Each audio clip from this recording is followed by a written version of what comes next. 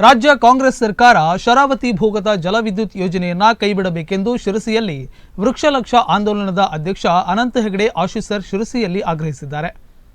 ನಗರದ ಜಿಲ್ಲಾ ಪತ್ರಿಕಾ ಭವನದಲ್ಲಿ ಮಾಧ್ಯಮಗೋಷ್ಠಿ ಉದ್ದೇಶಿಸಿ ಮಾತನಾಡಿದ ಅನಂತ ಹೆಗಡೆ ಆಶೀಸರ, ಶರಾವತಿ ನದಿಯ ನೀರನ್ನು ಬೆಂಗಳೂರಿಗೆ ಸಾಗಿಸುವ ಯೋಜನೆ ಕೈಗೆತ್ತಿಕೊಳ್ಳಬಾರದು.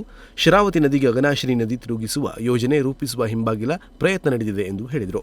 ಅದನ್ನು ಸೇರಿಸಲಿಕ್ಕೆ ಯಾವ ವನ್ಯಜೀವಿ PCCF ಅಂತ ಆಗಿದ್ರು ಅವರು ಈಗ ಈ ಪ್ರಾಜೆಕ್ಟಿಗೆ ಅರಣ್ಯ ಅಡ್ವೈಸರ್ ರಿಟೈರ್ ಆದಮೇಲೆ ಈ KPC ಪ್ರಾಜೆಕ್ಟ್ ಮಾಡಲಿಕ್ಕೆ ಶರಾವತಿ ಕಣಿವೆ ಒಳಗೆ ಅವರೇನೆ ಅರಣ್ಯ ಅಡ್ವೈಸರ್ ಹೆಂಗೆ ಹೋಗಿ ಕ್ಲಿಯರೆನ್ಸ್ ಎಲ್ಲ ತಗೊಳ್ಬೇಕು ಅದಕ್ಕೆ ಬಿಡಿ.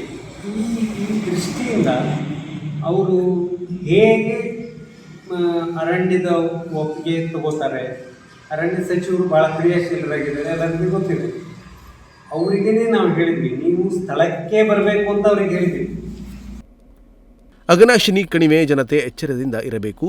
ಹಾವೇರಿ ಜಿಲ್ಲೆಯಲ್ಲಿ ಬೇಡ್ತಿ ವರದಾ ನದಿ ಜೋಡಣೆ ಯೋಜನೆ ಜಾರಿ ಮಾಡುವ ಬಗ್ಗೆ ಸಚಿವರು ಆಶ್ವಾಸನೆ ನೀಡುತ್ತಿರುವ ಸಂಗತಿ ಬಗ್ಗೆ ಬೇಡ್ತಿ ಕಣಿವೆ ಜನತೆ ಜಾಗೃತಿ ವಹಿಸಬೇಕಿದೆ. ಪ್ರಚಲಿತ ಭೂಕುಸಿತ, ಮೇಘಸ್ಫೋಟ, ಮಲೆನಾಡಿನ ಮಹಾಮಳೆಯಿಂದ ಪಶ್ಚಿಮ ಘಟ್ಟ ತತ್ತರಗೊಂಡಿದೆ.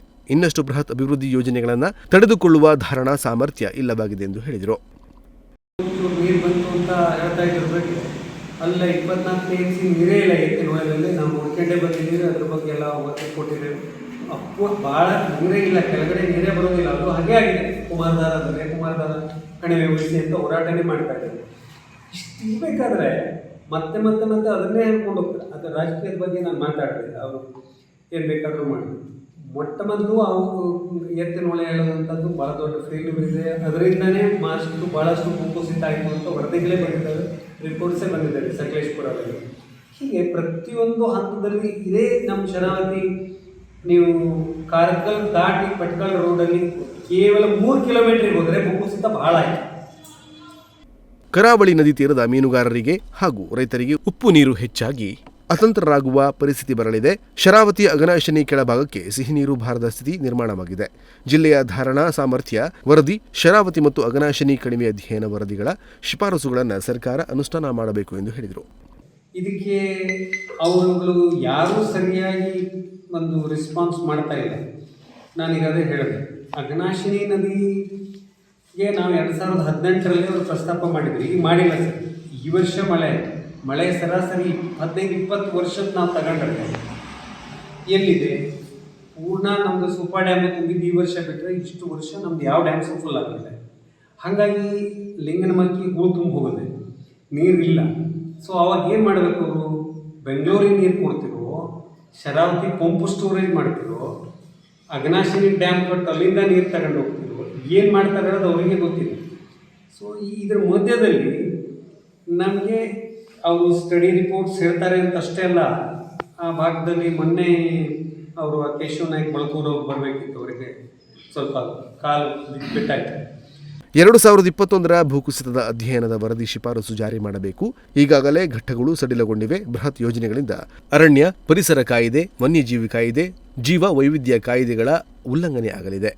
ಜಲ ಕಾಯ್ದೆ, CRZ, ಮಾಲಿನ್ಯ ಮುಂತಾದ ಕಾನೂನು ಭಂಗ ಆಗುವ ಶರಾವತಿ ಅಭಯಾರಣ್ಯ, ಅಘನಾಶಿನಿ ಸುರಕ್ಷಿತ ಪ್ರದೇಶ, ಬೇಡ್ತಿ, ಶಾಲ್ಮಲಾ ಸಂರಕ್ಷಿತ ಪ್ರದೇಶಗಳು ಛಿದ್ರವಾಗಲಿದೆ ಎಂದು ಹೇಳಿದರು. ನಾನೀಗ ಅದೇ ಹೇಳಿದೆ, ಅಘನಾಶಿನಿ ನದಿಗೆ ನಾವು 2018ರಲ್ಲಿ ಅವರು ಪ್ರಸ್ತಾಪ ಮಾಡಿದ್ವಿ, ಈಗ ಮಾಡಿಲ್ಲ ಸರ್. ಈ ವರ್ಷ ಮಳೆ ಸರಾಸರಿ 15-20 ವರ್ಷದ ನಾವು ತಗೊಂಡ್ರೆ ಎಲ್ಲಿದೆ? ಪೂರ್ಣ ನಮ್ಮದು ಸೂಪರ್ ಡ್ಯಾಮ್ ತುಂಬಿದ್ದು ಈ ವರ್ಷ ಬಿಟ್ಟರೆ ಇಷ್ಟು ವರ್ಷ ನಮ್ದು ಯಾವ ಡ್ಯಾಮ್ಸು ಫುಲ್ ಆಗಿದೆ. ಹಾಗಾಗಿ ಲಿಂಗನಮಕ್ಕಿ ಹೂಳು ತುಂಬ ಹೋಗುತ್ತೆ, ನೀರಿಲ್ಲ. ಸೊ ಅವಾಗ ಏನು ಮಾಡಬೇಕು? ಅವರು ಬೆಂಗಳೂರಿಗೆ ನೀರು ಕೊಡ್ತಿರೋ, ಶರಾವತಿ ಪಂಪ್ ಸ್ಟೋರೇಜ್ ಮಾಡ್ತಿರೋ, ಅಘನಾಶಿನಿ ಡ್ಯಾಮ್ ಕಟ್ಟು ಅಲ್ಲಿಂದ ನೀರು ತಗೊಂಡು ಹೋಗ್ತಿರೋ, ಏನು ಮಾಡ್ತಾರೆ ಅನ್ನೋದು ಅವರಿಗೆ ಗೊತ್ತಿಲ್ಲ. ಕತ್ತಲೆಕಾನು, ಸಿಂಗಳೀಕ, ಕರಿಕಾನಬೆಟ್ಟ, ಯಾಣ ಶಿಖರ, ರಾಮ್ಸಾರ್ ಸೈಟ್, ಮಿರಿಸ್ಟಿಕಾ ಸ್ಟಾಂಪ್ಸ್, ವಿನಾಶದ ಅಂಚಿನ ವೃಕ್ಷ ಸಮೂಹ ಸೇರಿ ಅಪಾರ ಸಸ್ಯ ವನ್ಯಜೀವಿಗಳ ಆವಾಸಕ್ಕೆ ಧಕ್ಕೆ ಬರಲಿದೆ. ಹಲವು ಅರಣ್ಯ ಬುಡಕಟ್ಟು ಜನಾಂಗದವರು ನೆಲೆ ಕಳೆದುಕೊಳ್ಳಲಿದ್ದಾರೆ ಎಂದರು. ಸೊ ಇವರು ಇಲ್ಲಿಂದ ನೀರನ್ನು ಕಂಪ್ಲೀಟ್ ವಾಪಸ್ ತಗೊಂಡು ಹೋಗ್ತಾರೆ ಹೇಳೋದು ಒಂದು ಮಾತು. ಇವರು ಬೆಂಗಳೂರಿಗೆ ತಗೊಂಡು ಹೋಗ್ತೀವಿ ಅಂತ ಇನ್ನೊಂದು. ಅವಾಗ ಸ್ವೀಟ್ ವಾಟರ್ ಹಿಂದೆ ಇರುವಂಥ ಶರಾವತಿ ನದಿ ಆದರೆ ಅಲ್ಲಿ ಕುಮಟಕ್ಕೆ ಇದು ಹೊನ್ನಾವರಕ್ಕೆ ನೀರು ತಗೊಂಡು ಹೋಗ್ತೀರಿ, ಮುರುಡೇಶ್ವರಕ್ಕೆ ನೀರು ತಗೊಂಡು ಹೋಗ್ತೀರಿ, ಎಲ್ಲಿ ಬೇಕಾದ್ರೂ ನೀರು ತಗೊಂಡು ಹೋಗ್ತೀರಿ. ಅಂಥದ್ದು ಜಲಜೀವನ್ ಬಹುಗ್ರಾಮ ಕುಡಿಯುವ ನೀರಿನ ಯೋಜನೆ ಮಾಡ್ತೀರಿ, ಅಷ್ಟದಕ್ಕೂ ಇವ್ರದ್ದು ನೀರು ಇಲ್ಲ. ಎಲ್ಲದೂ ಉಪ್ಪು ನೀರು ಸೋಸೋದು ಇನ್ನೂ ಸಿಸ್ಟಮ್ ನಮ್ಮಲ್ಲಿ ಬಂದಿಲ್ಲ. ನಮ್ಮ ರಾಜ್ಯದಲ್ಲಿ ಈ ಥರ ಪರಿಸ್ಥಿತಿನಲ್ಲಿ ಎಲ್ಲೂ ಅದ್ರ ಬಗ್ಗೆ ತಲೆಕೆಡಿಸ್ತಾ ಇಲ್ಲ, ಗೌರ್ಮೆಂಟೇ ತಲೆಕೆಡಿಸ್ತಿಲ್ಲ.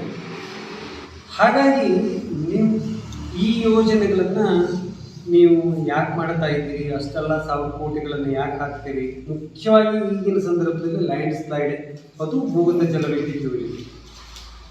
ಸೊ ಈ ದೃಷ್ಟಿಯಿಂದ ಎಲ್ಲ ಕಡೆ ಭೂಕುಸಿತ ಆಗುವಂಥ ಸಂದರ್ಭದಲ್ಲಿ ನಾನು ಹೋಗಿ ಶರಾವತಿ ಅಭಯಾರಣ್ಯದೊಳಗೆ ಮಾಡ್ತೀನಿ. ಆ ಅಭಯಾರಣ್ಯದ ಪಾಪ ರೈತರಿಗೆ ನಾವು ವಾಪಸ್ಸು ಹೊರಗಡೆ ಹೋಗ್ತೀವಿ ಅಂದರೆ ಅವರಿಗೆ ಪರಿಹಾರ ಕೊಟ್ಟು ಕಳಿಸಲಿಕ್ಕೆ ಆಗೋದಿಲ್ಲ. ರಾಜ್ಯದ ಅರಣ್ಯ ಸಚಿವರು ಶರಾವತಿ ನದಿ ಕಣಿವೆಗೆ ಭೇಟಿ ನೀಡಬೇಕು. ಕೇಂದ್ರ ಪರಿಸರ ಅರಣ್ಯ ಮಂತ್ರಾಲಯ ಶರಾವತಿ ಅಘನಾಶಿನಿ ಬೇಡ್ತಿ ಕಣಿವೆ ಪರಿಸ್ಥಿತಿ ಪರಿಶೀಲನೆಗೆ ಉನ್ನತ ಅಧಿಕಾರಿಗಳ ತಂಡ ಕಳುಹಿಸಬೇಕು ಎಂದು ಆಗ್ರಹಿಸಿದರು. ಇಲ್ಲಿಂದ ಕೆಳಗೆ ಬಂದ ನೀರಿದೆಯಲ್ಲ, ಅದನ್ನು ನಾವು ಮೇಲೆ ತಗೊಂಡೋಗ್ತೀವಿ ಅಂತವ್ರು ಹೇಳೋದು. ಆದರೆ ಒಟ್ಟಾರೆ ಏನು ಅಂದರೆ, ನೀರೇ ಇಲ್ಲದವ್ರು ಏನು ಮಾಡ್ತಿದ್ರೆ, ನೀರು ಬರೋದೇ ಇಲ್ಲ. ಅವಾಗ ಎಂತ ಮಾಡ್ತೀವಿ? ನೀರಲ್ಲಿ ವಿದ್ಯುತ್ ಉತ್ಪಾದನೆ ಮಾಡಲಿಕ್ಕೆ ನೀರು ಬೇಕು. ಅವರು ಕೆಪಾಸಿಟಿಯಿಂದ ಅರ್ಧಕ್ಕೆ ಉತ್ಪಾದನೆ ಮಾಡ್ತಾ ಇದ್ದಾರೆ. ಸೊ ಈ ವರ್ಷದ ಬಿಟ್ಟು ನಾನು ಮಾತಾಡೋದು. ಸೊ ಈಗ ಅವರಿಗೆ ಅನಿವಾರ್ಯವಾಗಿ ಅಘನಾಶಿನಿ ನೀರು ಬೇಕು, ಗೊತ್ತಾಯ್ತಲ್ಲ. ಪಕ್ಕದಲ್ಲೇ ಬಂದಿದೆ, ಅದು ಎಷ್ಟು ದೂರ ಇದೆ? ಒಂದು 20 ಕಿಲೋಮೀಟ್ರ್ 25 ಕಿಲೋಮೀಟ್ರ್ ಮ್ಯಾಕ್ಸಿಮಮ್ ತಗೊಂಡು ಹೋಗ್ಬಿಟ್ರೆ ಆಯಿತು. ಮತ್ತು ಆ ಪ್ರಸ್ತಾವನೆ ಇದೆ. ಈಗ ಅವ್ರೇನಂದರೆ, ಕೆಳಗಡೆ ನೀರನ್ನು ಕಂಪ್ಲೀಟ್ ಬಿಡಲೇನೇ ಇದ್ದರೆ ಮ್ಯಾಲೆ ತಗೊಂಡು ಹೋಗ್ತೀನಿ ಅಂದರೆ, ನಮಗೆ ಈ ಉತ್ತರ ಕನ್ನಡದಲ್ಲಿ ನಾನು ಇರೋದು ಪರಿಸರ ಅರಣ್ಯ ಜೀವ ವೈವಿಧ್ಯ ಇದನ್ನು ಪಕ್ಕಕ್ಕೆ ಇಟ್ಟು ಮಾತಾಡ್ತೀನಿ. ಅದರ ರಕ್ಷಣೆ, ಪಶ್ಚಿಮ ಘಟ್ಟ ಅದೆಲ್ಲ ಬೇರೆ. ಅಲ್ಲಿರೋ ಇಡೀ ಹೊನ್ನಾವರ ಮತ್ತು ಬೆಟ್ಟದ ತಾಲೂಕಿನ 2 ದಂಡೆ ತೆಂಗು, ಅಡಿಕೆ, ಭತ್ತ ಬೆಳೆಯುವಂಥ ರೈತರು 1 ಲಕ್ಷ ರೈತರು ಆ ಇಡೀ ಇದರೊಳಗೆ ದಂಡದಲ್ಲಿ, ಅಂದರೆ ನಾನು ಹೇಳೋದು ಅಂಚಿನಲ್ಲ, ಇಡೀ ನೀರು ಅದಕ್ಕೆ ಬರ್ತದೆ. ಆಮೇಲೆ ಮೀನುಗಾರರು, ಅದು ಏನಾಗಬೇಕು ಅವ್ರ ಪರಿಸ್ಥಿತಿ? ಸೊ ಹಾಗಾಗಿ ಇದು ಅವರಿಗೆ ಅರ್ಥನೇ ಆಗೋದಿಲ್ಲ. ಈ ವೇಳೆ ಮಾಧ್ಯಮಗೋಷ್ಠಿಯಲ್ಲಿ ವಕ್ಷಲಕ್ಷ ಆಂದೋಲನದ ವಿಶ್ವನಾಥ, ಗಣಪತಿ ಬಿಸಲಕೊಪ್ಪ ಹಾಗೂ ಇತರರು ಉಪಸ್ಥಿತರಿದ್ದರು. Nudisiri news desk, Sirsi.